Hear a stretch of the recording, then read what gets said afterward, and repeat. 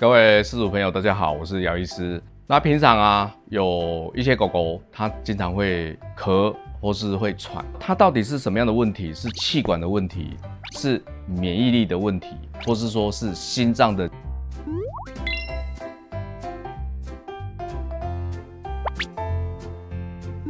那心脏方面的问题的话，它会有什么样的临床症状？第一个就是长时间咳嗽哦，我们可能在清晨好，或是在晚上傍晚的时候好，或是在运动过后，它这个咳嗽的状况会变得更加严重。第二个的话就是它曾经有突然昏倒的现象。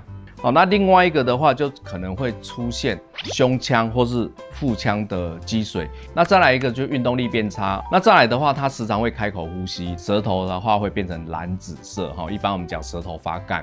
接下来我们讲到一些我们的居家护理要怎么做呢？我们的饲养环境尽量舒适，好，不要做太闷热。那第二个的话，就是避免剧烈的运动。好，我们大家出去稍微走一走，那些都没有问题。好，适当的运动是 OK 的。